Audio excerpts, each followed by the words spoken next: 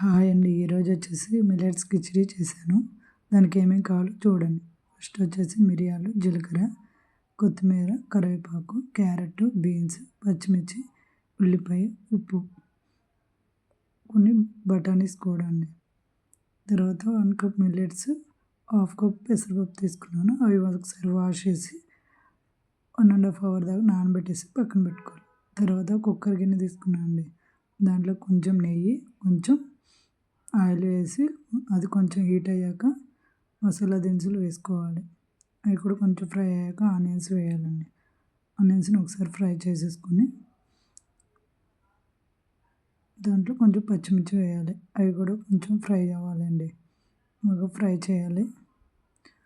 అవి కొంచెం ఫ్రై అయ్యాక కొత్తిమీర, కరివేపాకు తీసుకున్నాం కదండి, అవి కట్ చేసి పెట్టుకున్నాక అవి వేసేయాలండి.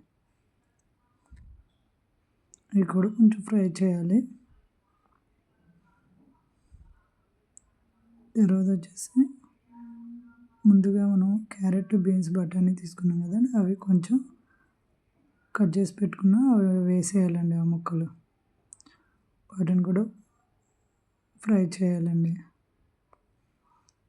అవి కొంచెం ఫ్రై అవ్వడానికి ఉప్పు వేసుకోవాలండి.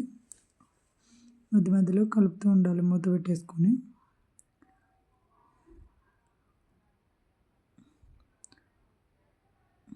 ఇవి కొంచెం మెత్తబడడానికి ఉప్పు వేసాం కదండి, అవి కూడా కొంచెం బాగా కలుపుకోవాలి.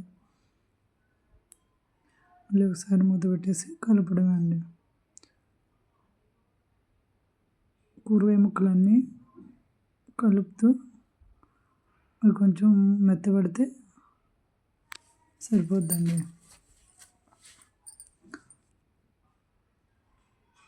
మిల్లెట్స్ కిచిడీకి కర్రీ అయినా అవసరం లేదండి. తర్వాత మిల్లెట్స్ తీసుకున్నాం కదండి, అవి ఒకసారి వాష్ చేసేసి నానబెట్టి పెట్టుకున్నా అవి కడిగేసి దీంట్లో వేసేయాలండి. దాంట్లో కొంచెం వాటర్ ఉంటాయి.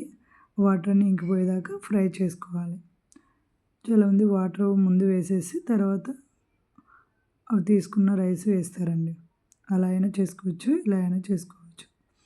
అలాగే మధ్య మధ్యలో మూత పెట్టేసి కలుపుతూ ఉండాలండి. మూత తీసేసి ఆ వాటర్ని ఇంకిపోయాయి కదండి, అది ఒకసారి మళ్ళీ కలిపెట్టేసి దానికి ఎన్ని వాటర్ పడితే వేసుకోవాలండి.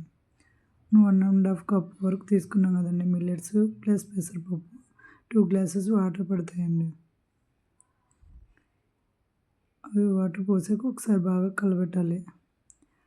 కలబెట్టాక ఉప్పు చెక్ చేసుకోవాలండి. ఉప్పు సరిపోయిందా లేదా అనేది ఒకసారి చెక్ చేసుకొని ఉప్పు సరిపోతే కొంచెం వేసుకోవాలండి. మళ్ళీ ఒకసారి కలబెట్టేసి విజిల్ పెట్టేయడమే అండి.